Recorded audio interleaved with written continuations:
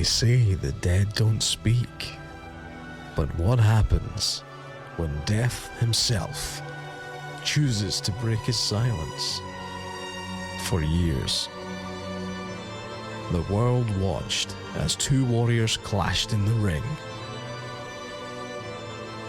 One, a rising storm of defiance. The other, a shadow draped in legend.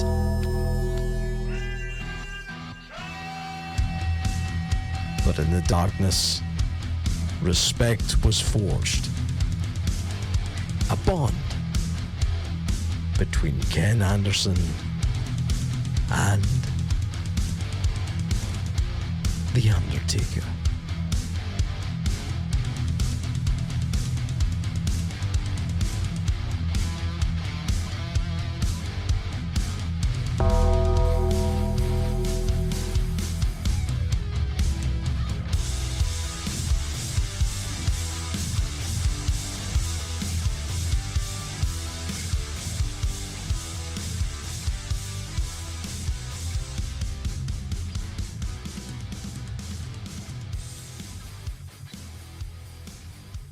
Ladies and gentlemen, welcome back to Mic Check with Mr. Anderson, episode 3, and if you've seen the teasers by now, you'll have probably guessed it.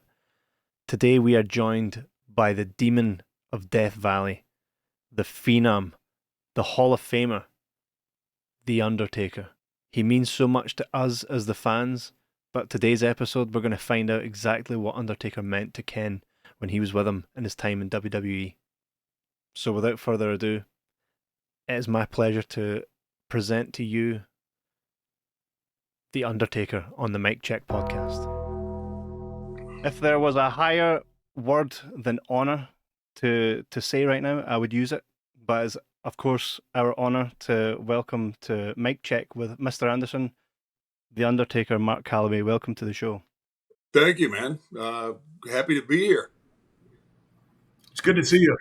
It's been a minute, brother. Yeah, it has. It has. You look great. Smoke and mirrors. Fake it till you make it. Yes, sir. Yes, sir. So, as the fans, we watched back in 2006 when you guys had one hell of a run together. There's an iconic shot during the last Ride match where you think the match is over, Undertaker sits up, and it's not over. At that time, Ken has said previously on the Chris Van Vliet show that you had come to him and you'd almost like you'd taken a shine to Ken. My question to you would be, what was it that you saw in Ken early on that made you go, you know what, he's the guy I want to work with next? Well, I mean, a little disclaimer, like I don't really have the best judgment in people. No, we you know, from day one, like usually within the first 5-10 minutes of a match, I know whether I have chemistry with someone or not.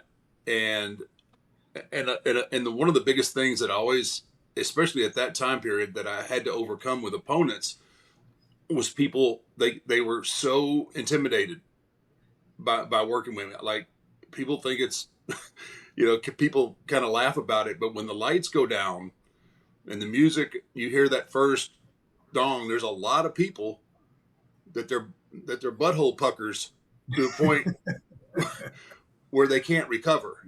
And then it becomes difficult to get things, you know, to get things out of people because they're so worried. One, like they don't want to mess up. And then it's just like all these opportunities are in front of them. Ken wasn't like that. Ken seized the moment, and, you know, obviously there was a huge size discrepancy, but not huge. No disrespect, Ken. There was a size discrepancy. Well, fuck. Yeah, I know. I killed all your big guy stuff right out of the get-go. Which, for me personally, I loved working with guys, you know, with that story to be told. But the one thing that has to happen is my opponent has to be ultra aggressive. And that's one of the, you know, not only the incredible personality that Ken had, but that's what that has to be there to pay it all off. And he had that. Like if he was intimidated, he never showed it, and he brought it. And that's if I have somebody that's aggressive, everything else I can figure out. And Ken brought that to the table. That's why, and we just had really, really good chemistry. Phenomenal. I remember the first day that we worked together. We were in Oklahoma City on a house show, and you came up to me and said, "Hey, we're not going to talk about anything here in the locker room. Just listen to me." And you said, "If I tell you to punch me, punch me. If I tell you to kick me, kick me." And it was like you talked about that butthole pucker situation. It was the most relaxed and confident that I ever felt, because I knew that you weren't gonna put yourself in a bad situation. Right. And I literally, all I had to do was listen. And that's what I did. Yeah, that's kind of also used to be kind of a test too. Like that's the way I preferred working in house shows. Like I would love, for me, it was like, let the producer come in, the agent come in, give me a thumbs up or a thumbs down, and then let me do the rest of it. Especially in house shows. That's how you learn. I mean, obviously we're there to make money, but that's where you learn your craft. That's where you learn the art.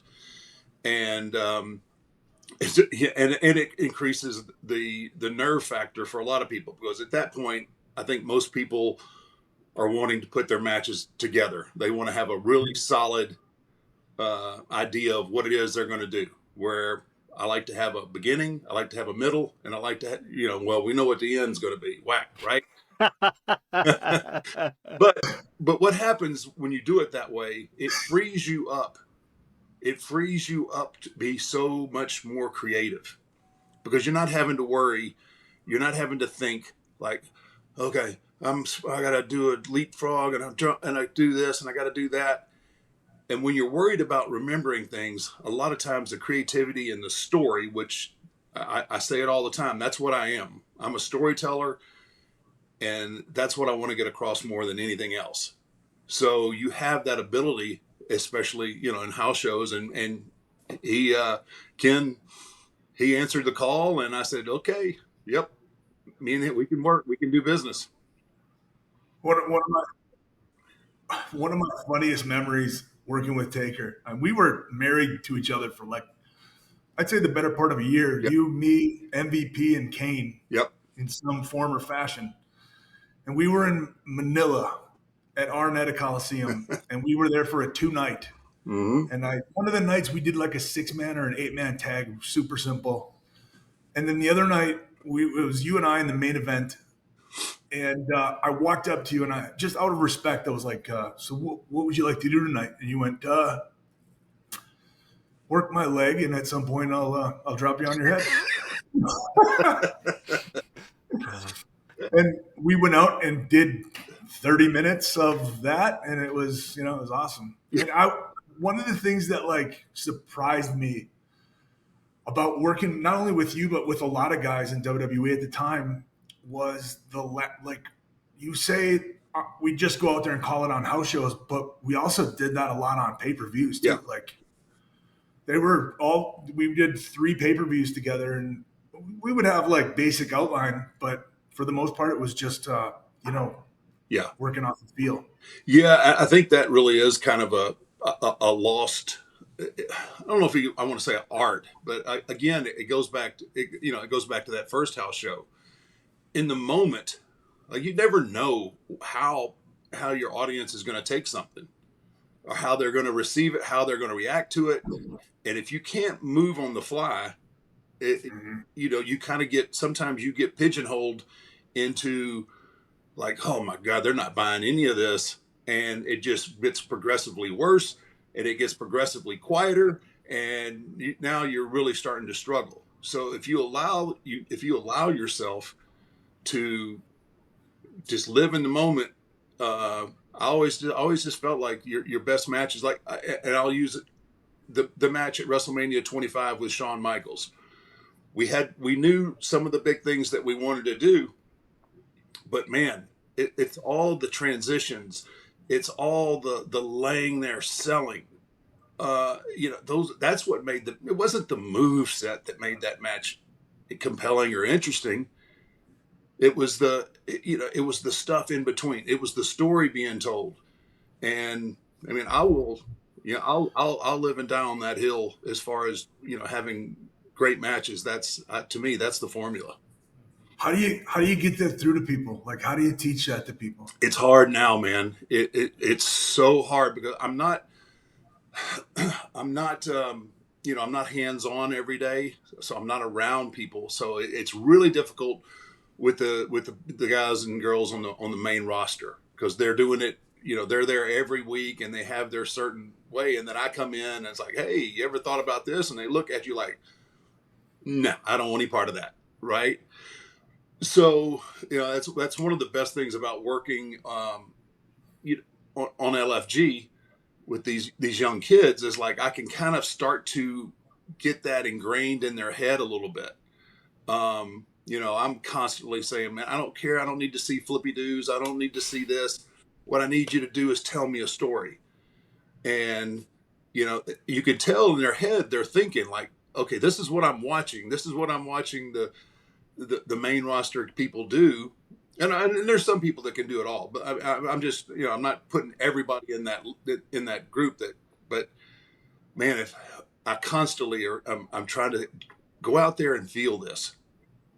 That's the biggest thing. Go out there and feel this. Feel like you're kicking somebody's ass. Feel like you're getting your ass kicked, and make it organic and I'm finally starting to, especially with the kids down at the PC, they're kind of going, oh, okay, now I see what I had one of the kids the other day. He comes up to me. He wasn't one of mine. He was on another team, and he was like, you know what? You kind of know a little bit about this business. And I was like, yeah. Was he being sarcastic? He was being sarcastic. No, though, right? well, I mean, yeah, he was, but you could also tell like he was trying to implement some of this stuff, and he was like, yeah, the light come on, right? And I was like, yeah, but dude, you know what?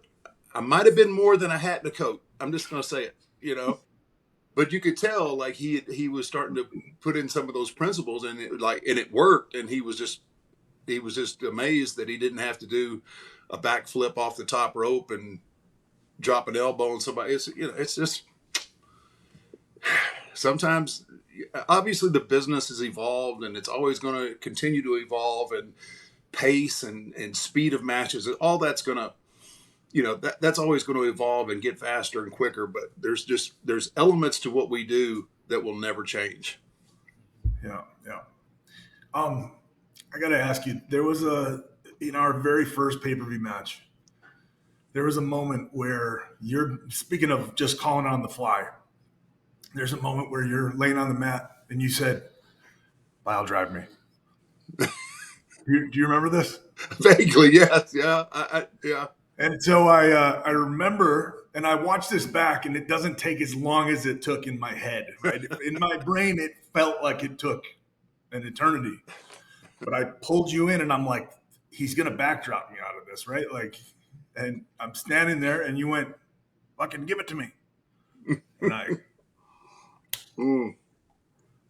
And then I remember walking through the curtain, and Vince went,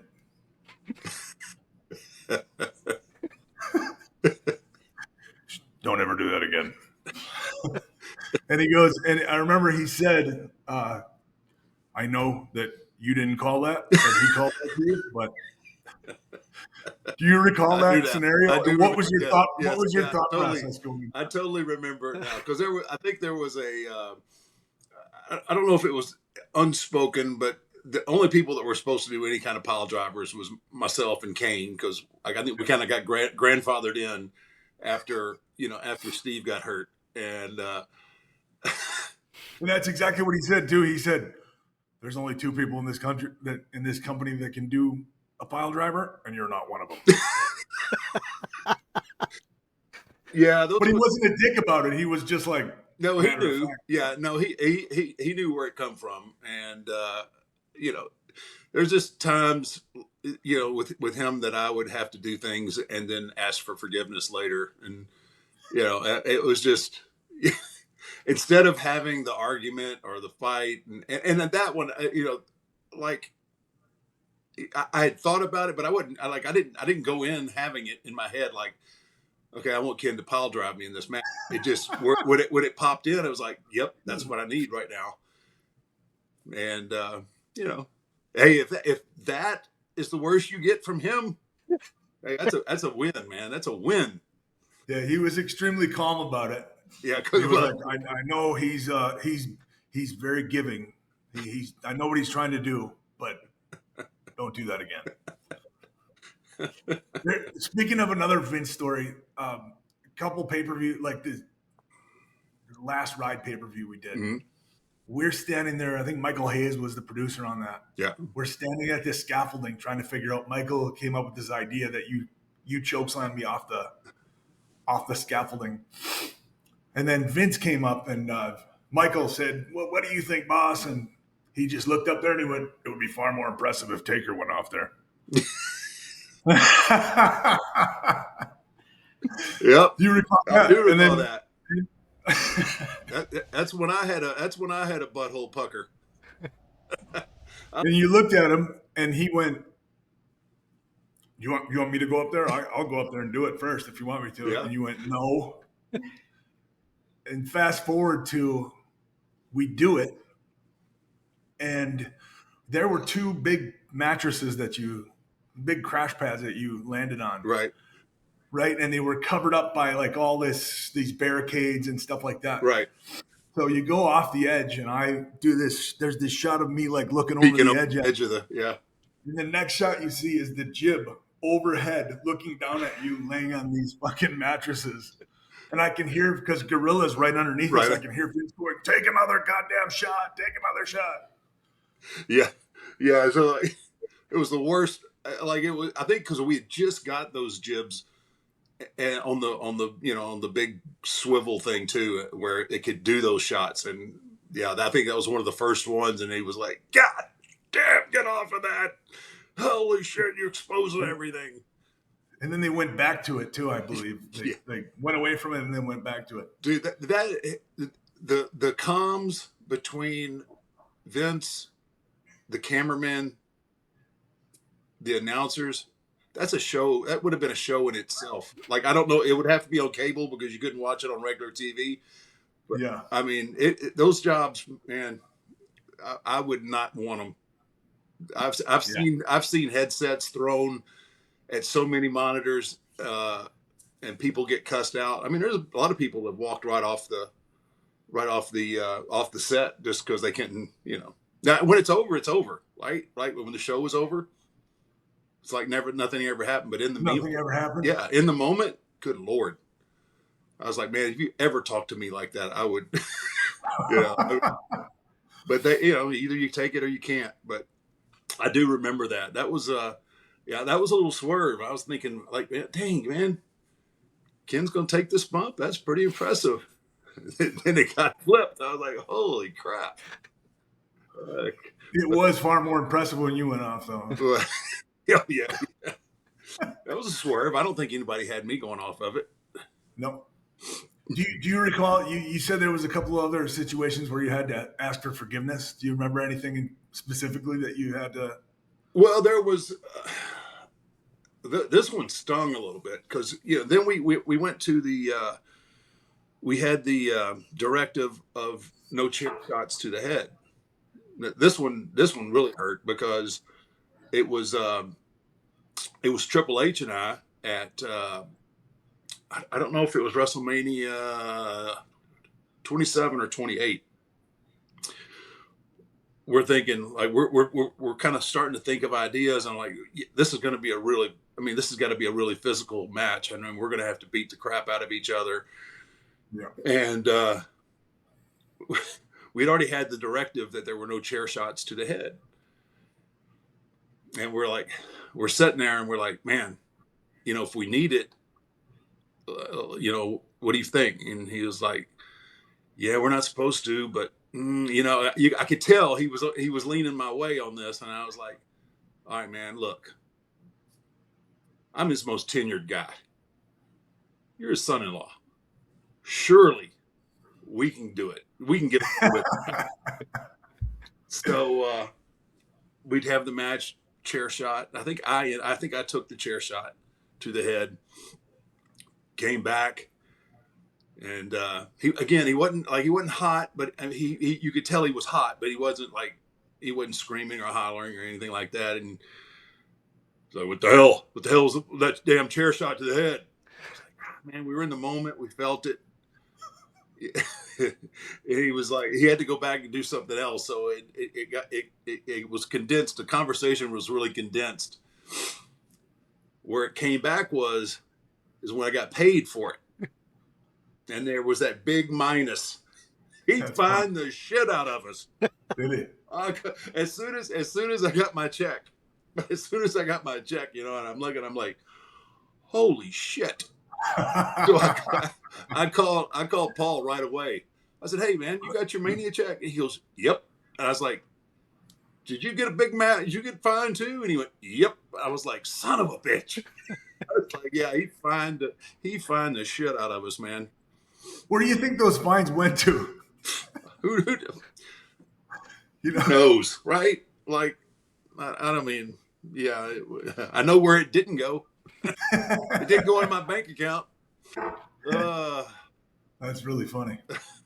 It wasn't so funny at the time. Yeah.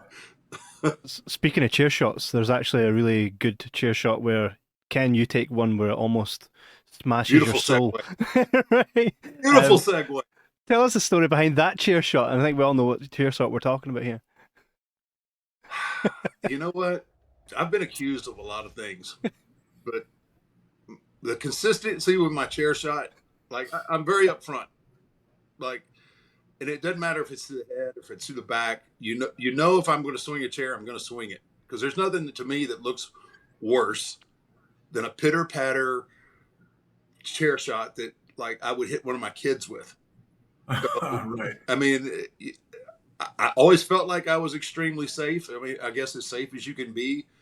Yeah. Hitting somebody in the head with a chair, but I don't know. You correct me if I'm wrong, but I mean, I prefaced it like, if I throw this chair shot, and honestly, I would give people like I said, I don't care if you take it or if you put your hands up. I don't care, because the impact, the force of the chair shot is going to be the same either way. So, you know, it just, it is the way it is. And that one gets played back quite a bit. I was brought up, don't put your hand up. Right. You know, old school. Just take it.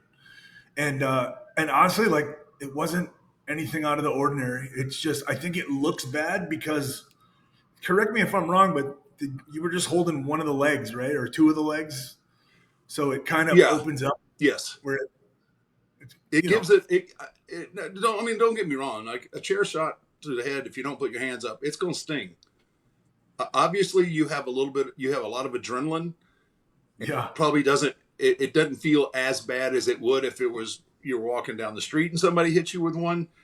Yeah. But there is a safer way to do it. And you hold the ends. It gives the chair a little bit of room to expand and move. And it's the motion and everything that makes it all look great. If you go to the extreme, if you're going to hit somebody with a chair, you have to look at the mindset of like, where are you in this match?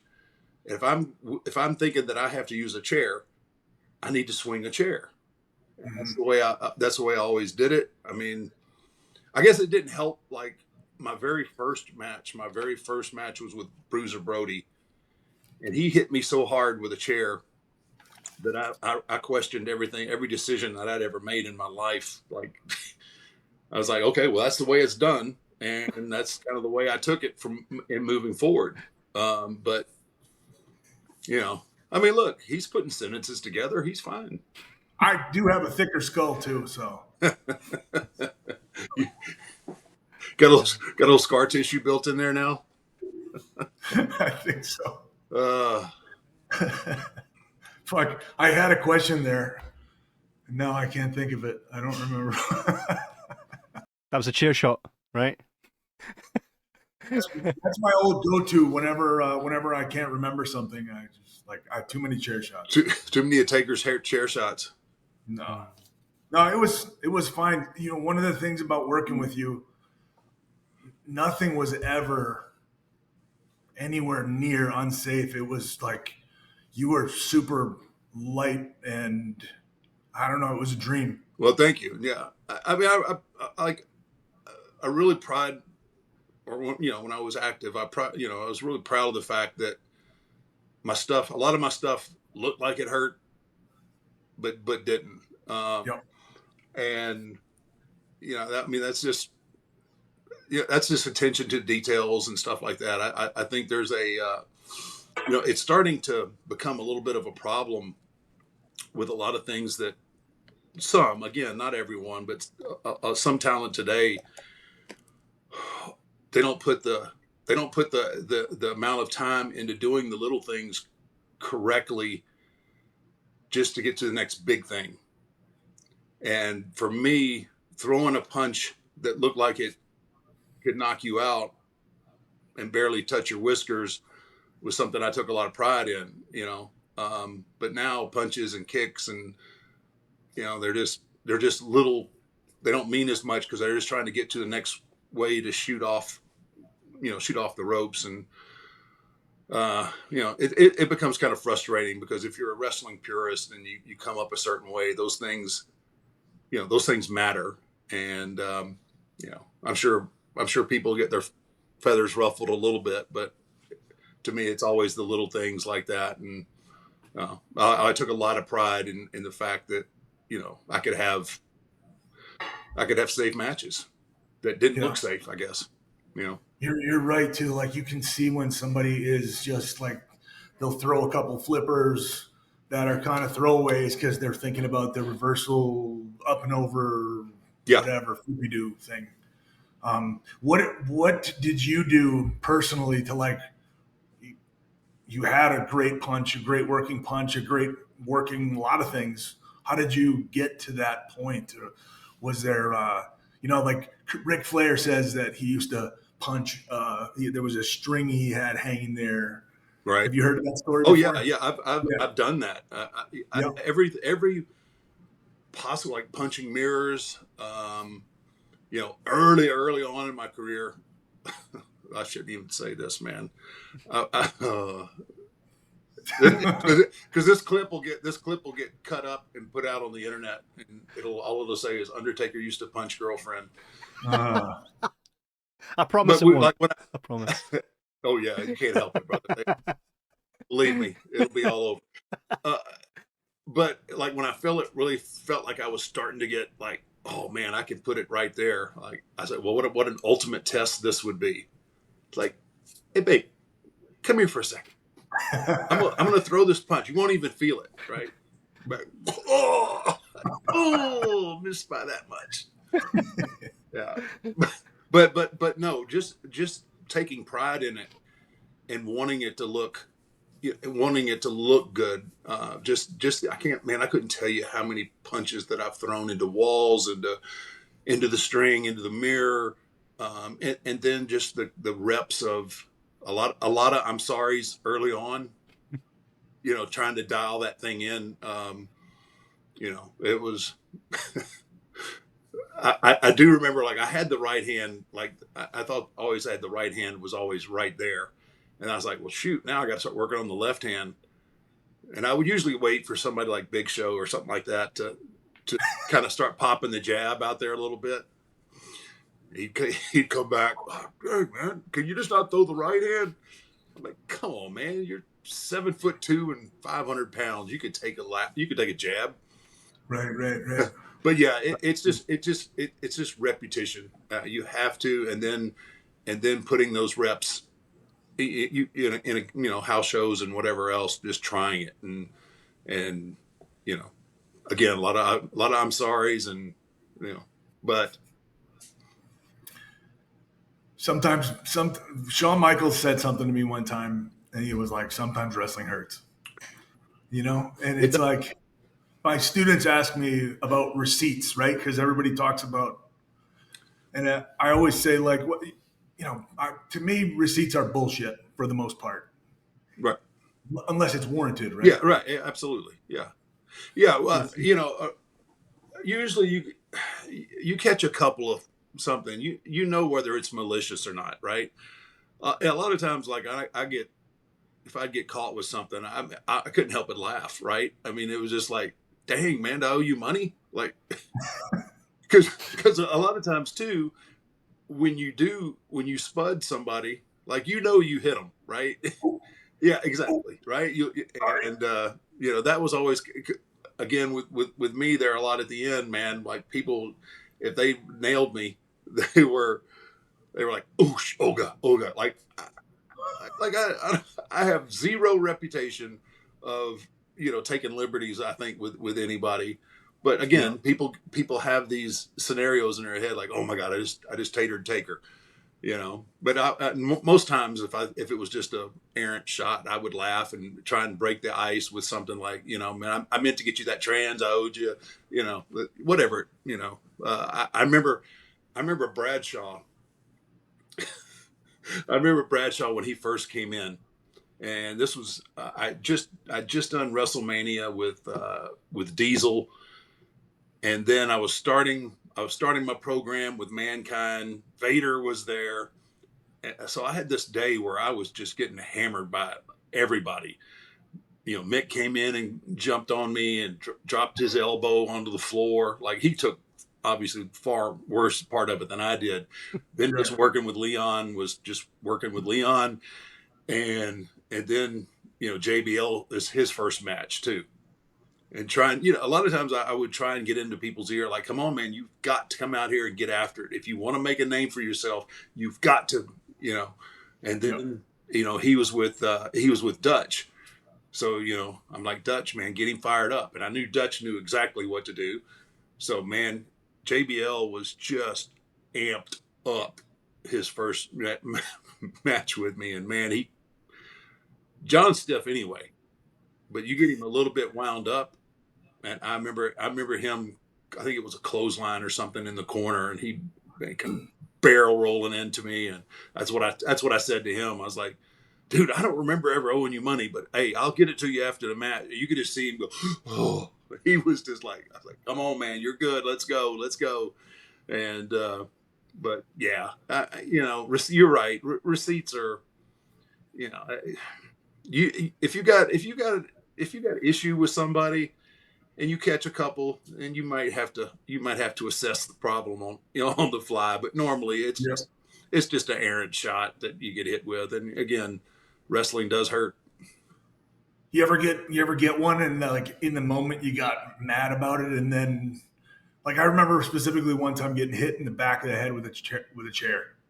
Oh, and I was so pissed off about it. And I was like, I'm going to cuss him out the minute we get back to the curtain. I'm going to cuss him out. And then literally the minute I passed through that threshold of the, the arena and the backstage, I was like, it's fucking wrestling. You're okay. He didn't mean to do it.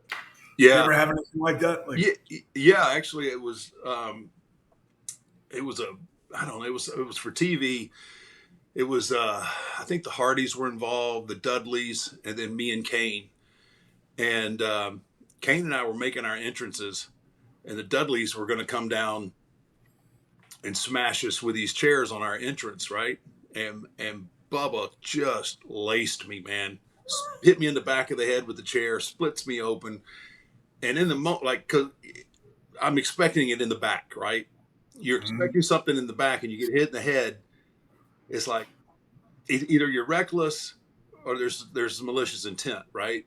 And in the moment, especially in that time period too, like, everybody was a little bit chippier, and it was a different time period. And I remember getting cracked in the back and trying to process it too, right in the instant. I'm trying to process, like, why did I just get hit in the head? That was supposed to be a back shot, and I mean, it was up here too. And I'm like, so yeah, and immediately I'm a little bit like seething, and just like, oh, okay. But so we go out and we have the match, and we do everything, and we come back, and it's the same situation. It's just like, dude, what happened out there? Of course, he had a reason why, well, you you were taller and we were on the ramp and you hit me. And I was like, okay, yeah. There was no reason for, a bad chair shot. So again, it's just one of those situations, but, Bubba Ray actually says he learned so much about how to handle yourself backstage based on how you approached him. He says you had every reason to come down on him, but instead you respectfully sat him down and you were like, here's how it's not going to happen again. And he says that he learned so much just from that instance, from how you handled yourself. yeah, it's just when I come up, I mean, when I come up, if I'd have done that to somebody, there's a good chance you're going to fight. Yeah, it just the way the dressing room was. I'm talking back in Texas, and with those guys, it was just the way it was. Everybody thought a potato was like, there was some kind of reason behind it, Mhm. and fortunately, I had the presence of mind to kind of assess like, I know there's no beef between us.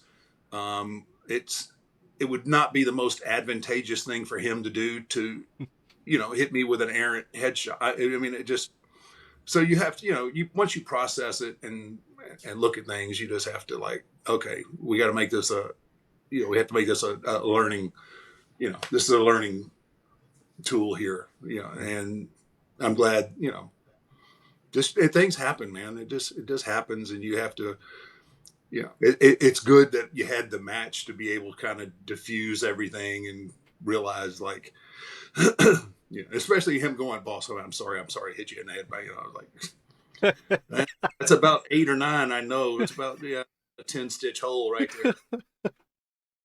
And a lot of times that's worse, right? Like going through the course of the match and feeling your head and like looking at them with blood on your hands. It's just like, that's worse than anything I could have done. Yeah.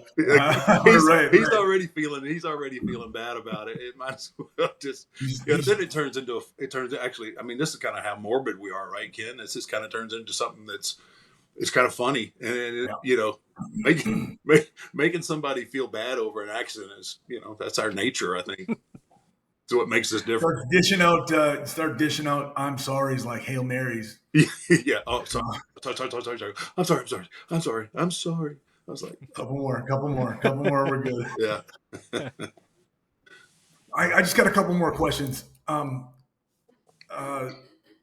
Was there anybody who was ever, you were somebody who took me MVP? I felt like when I got to SmackDown, there was a whole roster of people that were waiting at the top of the mountain, hands outstretched, throwing rope ladders over the side. Like, come on up here. We want everybody to be good.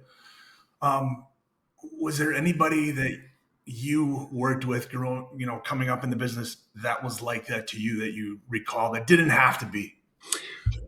Yeah, just especially in a time period when I came up in the late 80s, I got the opportunity to work with the Spoiler. End up taking all of his stuff after he retired. But Don Jardine, like when I came into to Texas and started working for Fritz, I got the opportunity to work with Jardine. And at that time period, like, man, no one wanted to help you. And if you did get help or someone gave you any advice, you really had to sit and process it because it could be absolutely the worst thing for you to do. That's just the nature of the business back then. Everybody was always worried about their spot conscious, you stealing their job. It was really a tough time period to come up in. And I was fortunate enough to get booked with Jardine, Don Jardine, who's the Spoiler. And he really, he gave me offense and let me do some things to him that like people in his, at his level didn't have to do.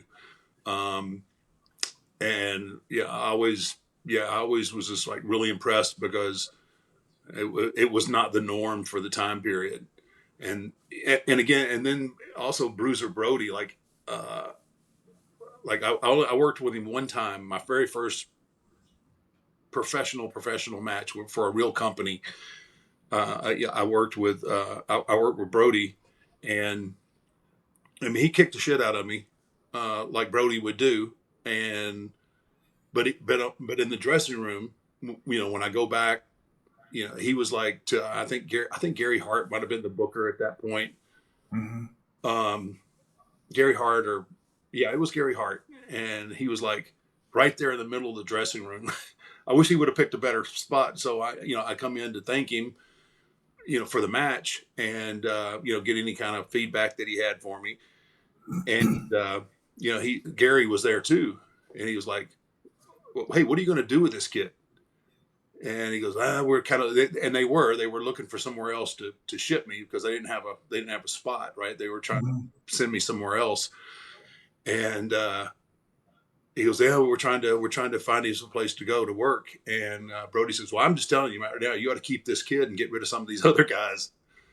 And I'm in the middle. I'm like I'm overwhelmed by the compliment, but I'm also like, dude, there's some salty old timers in here that are not going to appreciate that one bit. Like, and of course they weren't going to say anything to Brody.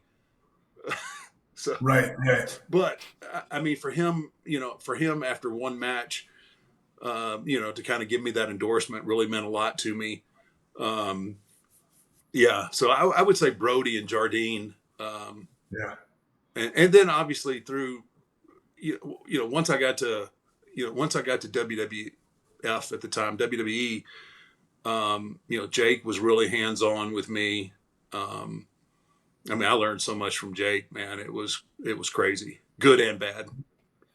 But I used it all though. So. Anybody a dick to you? Like, you always remember the people that were good to you. Remember the people that were shitty to you. You don't have to name names or anything. I'm not. No, I'm gonna bury it. No, not really. No. I don't really remember anybody being, real horrible to me. They're just. I think, especially when I got to New York, it was there was a sense like, okay, they're gonna do something with this kid. So, I think I probably got cold shouldered more than I did like anybody trying to mess with me or give me bad advice. It took a while for some of the old timers there to warm up to me, and because I think I don't know if they expected me to be a prima donna or a dick or whatever. But I was pretty fortunate in that sense. Well, I want to say thank you from the bottom of my heart for not being a dick to me and for taking me under your wing when you didn't have to, and I just really appreciate it. There's guys in the business who have been gatekeepers, and you like I said, you were always somebody who would pull me aside. I'm sure I got a couple of from you a time or two after coming back through the curtain, but more often than not, it was all like positive. So I appreciate it. Well, no, man, like I try to, I just took a different perspective, like, especially if I saw something. There's a lot of people who give you lip service and will come talk to you and want to talk to you. And all they want to do is get eyes on them, trying, asking for advice or whatever. And it drives me absolutely nuts that I waste time with people, and give them all this theory and all this other crap and they don't go and apply it. I'm like, just save it. I don't need it. But when I was still active and guys, when you were coming up, like I always looked at it as my job, right? Is like, I got to help. I've got to continue to grow the business, and you can't grow the business by just making sure that, that you're taken care of. Like I could like, okay, man, I'm going to work with him because I want to beat him. Like if I couldn't pull people up, then, I'm doing the business a disservice. So, again, we had great chemistry. I saw a lot in you. I just, it was just my nature to try to bring as many people up, because the more people that you have coming up that get over, I mean, it's better for everybody. It really is. I don't think everyone kind of took that mentality. even the guys today, like I'll show up at a TV and I'm like, hey man, I like, and I'll talk to some of the, the top guys, and I was like, who you got your eye on? And they'll look at me like, what are you talking about? I was like, opponents, future opponents. Have you been down to the PC? Do you know what's going on down there? And they'll kind of like, because they'll feel like, oh man, I don't think that way, but I should be thinking that way. And I do it with, the men and the women. I'm like, dude, sometimes you have to go find you have to find talent to kind of groom to work with, because you can only recycle the stuff so many times, and not everybody gets over. So how did you get to be that way? Like where was it in your career that you, I feel like that's always been the way that it's been with you. Yeah. I just like, I guess, the way I came up, and again, like you always had to, there was always the guys that were just worried about their spot, and not, wherever it was on the card, that's all they wanted. They wanted to protect that. And it was just like, I knew I got to a point with the character and everything else. It was like, I have the ability to get more people over. I can continue to grow this character, my own character, but I got to, it's just something that clicked. And I was like, man, I can only work with these guys so many times. There's got to be fresh people, and they have to know what they're doing and understand. And it was just, I don't know, man. It was just the way I thought about the business as a whole. And again, it just boils down to the more people that got over, the better for everybody. And I think I think you can. I don't know if it's complacency, but if you're not thinking, you have to be thinking down the road. Our audience is so fickle, and you can only recirculate these angles so many times before it becomes stale. And like, I need fresh blood and fresh meat, man. And getting that rub and obviously getting to work with that character, just win, lose, or draw, you're going to hopefully you're going to go to a different trajectory, a different place. And I knew I had that. And I don't know. That's what I could do for the business, I guess. I love it. And obviously you're doing that. You're continuing that now with LFG. That's got to be a good feeling. Yeah. It's interesting. It's great getting these kids so early on in their process. Like, a lot of they have bad habits, but they don't have a lot of bad habits that you can't correct. And it's crazy how athletic these kids are, because we're getting a lot of kids that weren't necessarily, I'm sure you were a fan of wrestling as a kid, but we're getting kids now that they don't know anything about wrestling. They think that, for a lot of them, it's just the next thing. But when they get there in the process, and that, in the system, then it becomes like, oh, this is kind of cool, but they're so far behind, right? You have to. So the first thing they always want to do is they want to emulate.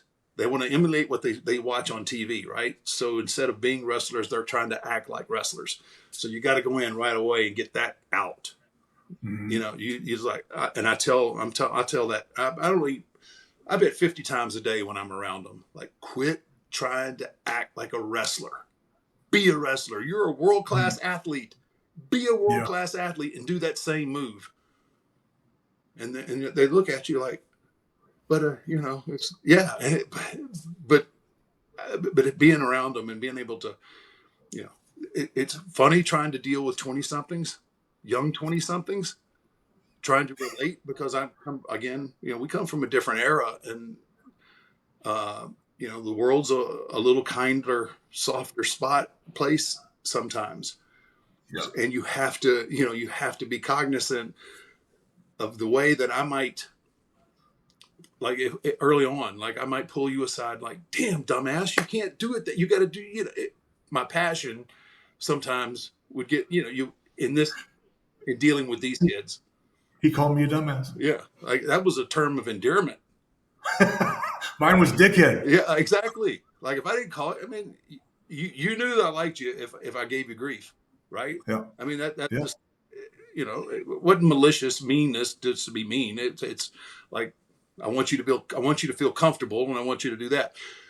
But yeah, but with these kids, like I find myself, because I want to grab them, I want to shake them because they don't. But then I have to wonder, like, oh crap, am I going to get called by HR? Or No. I shouldn't have to think that way. But that, Yeah. I mean, that's just where it is. That's where we're at, and being part of this huge company. But so my point to all that is trying to reach them in a way that they understand without being abusive, or, you know, I mean, it's never my intent to be abusive, but it comes off because they're just not used to that kind of mentality, I guess. I don't know, but it's fun working with them, especially like you said, when the light goes off, man. Yeah. It is so rewarding. Yeah. To see them grasp a theory or an idea, and again, it's like, oh, this, right. I dare say it's almost as rewarding as when those moments occurred for you, and you had those, like, Oh yeah. you know, those moments in your career, right? Like, Oh yeah, yeah. I mean, because you know, now I've realized, you know, my career's done, so those are all just memories, right? So when I see it happen for somebody else or something like that, it's so rewarding to like understand that you were able to reach them and make them understand something that's, you know, obviously we love this business so much and we pour so much into it that when somebody really understands a theory or a principle or understands what we do at its core, it's just like, yeah, that's yeah. They could hit 20 double backflip moonsault to the floor, and I won't give them an eyebrow, but sell a punch the right way, mm-hmm. dude, we're going out for drinks. Jack. Absolutely. Some things never change. Taker, I absolutely thank you from the bottom of my heart. I really appreciate your time. I know you're busy. Hey man, I'll do this. I'll do this anytime, man. Let's run it back sometime. Sounds good.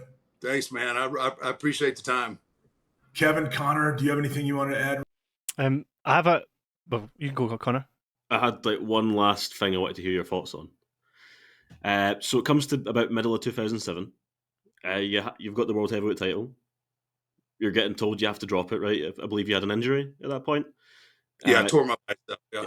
Ken has the briefcase. Are you told that it's going to be him that's cashing in on you? What's happening there? You tell me, man. I don't know how to go. I just knew that I just won it and I had to drop it because I tore my bicep. So give me a little more and I'll pick up on it. My memory isn't.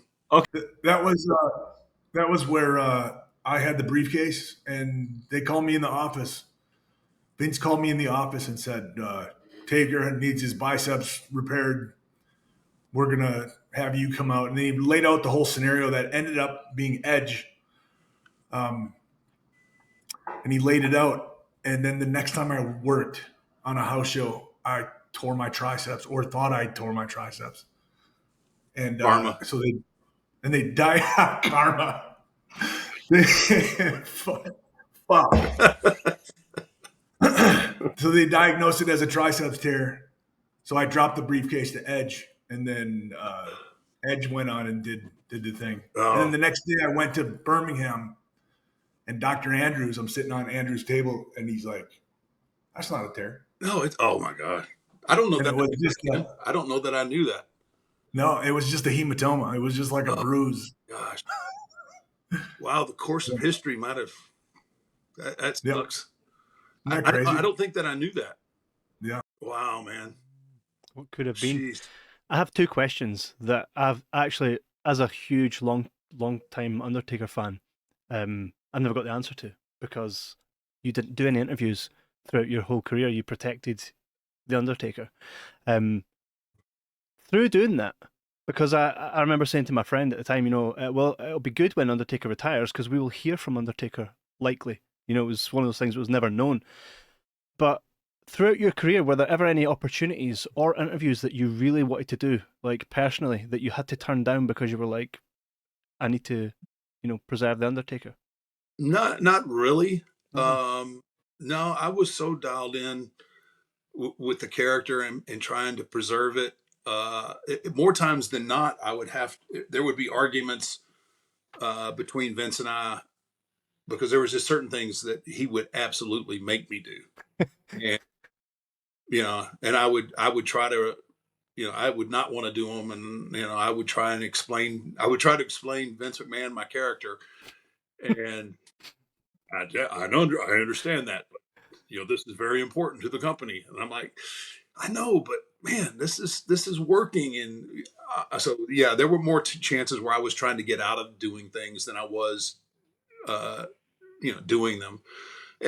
Obviously too, there were obviously situations um, that it helped too, because there was obviously things that happened through the course of WWE that I didn't have to answer questions for, or Mhm. not that I knew anything, but I did. It just didn't work, and got protected, that way in a lot of situations. But yeah, it was more times like I was so dialed in, especially in the '90s. It was there was you weren't getting anything out of me unless the old man made me do it. And I tell you one, oh God, I'll never forgive him for this. We had it was the governor's ball in New York City, and he made Paul Bearer, myself, Sergeant Slaughter, I want to say Bobby the Brain Heenan, Pat Patterson. Anyway, he made us go as active talent dressed in our gimmick.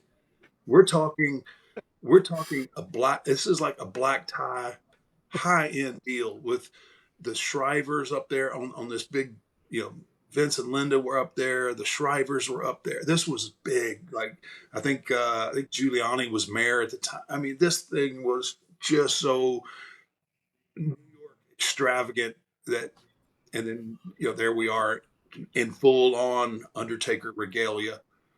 And I was just like, And I'm guessing that not a lot of the people there were wrestling fans either, nah, right? not a lot. Not a lot. Mm-mm. No, there were a couple, but nah, for the most part, we were just like, people were looking at, look at me and Paul Bearer together in a room full of dignitaries. And it's just like, oh man, this is so Oh bad. boy. And then have it. So you remember Sue, Ken, Sue Aitchison? Situations, Yeah. yeah.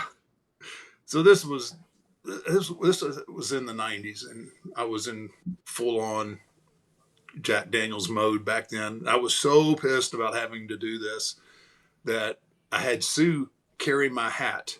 I wasn't going to wear the hat, like, unless I absolutely. I mean, I wore it in, and then I took the hat off. But she had a bottle of Jack Vince didn't know about, and so she carried my hat the whole night, and underneath it, it was covering a bottle of Jack. And I got everybody at our table just completely wiped out. That's great. To the point where Pat Patterson is throwing dinner rolls at Vince, who is up on the stage. So, I mean, I did, I got my revenge a little bit for that, but That's fantastic. yeah. Linda wasn't real. The final thing I really want to ask comes from our art guy, Craig Matthewman. We've seen so many great wrestling biopics, and it'd be crazy to say that The Undertaker one day won't have his own biopic. Who would you like to see? And if this actor could be someone previous or someone still living now, who would play The Undertaker in The Undertaker biopic? Oh, man, they'd have to be tall, extremely good looking. Yeah, right. Wow, I don't know, man. Uh, who Henry would play Cavill? Yeah, who's that? I don't know, man. Superman. Superman. No, man. I need somebody with a little bit more edge to him. Who's that guy that plays Thor? Or maybe Jason Momoa. Jason Momoa. There you go. The guy that plays Thor, Chris Hemsworth, he's supposed to be playing Hulk Hogan in his biopic. Oh, screw that. Yeah, Jason Momoa would be great, actually. I think I could see that. right? Yeah. It's all Yeah. tapped up too. Yeah. Exactly. All right. We'll let's work on it. Absolutely. It's been an absolute pleasure. Can't thank you enough. And of course, good luck with the next season of LFG and the podcast. Of course, everybody loves it. It's been an absolute pleasure. Thank you so much. Thanks, guys. Lovely to meet you. Thanks, Yeah. Jake. And we got to catch up sometime. Yes, sir. Love you, man. Love you, brother. Thanks, guys. Thank you very much.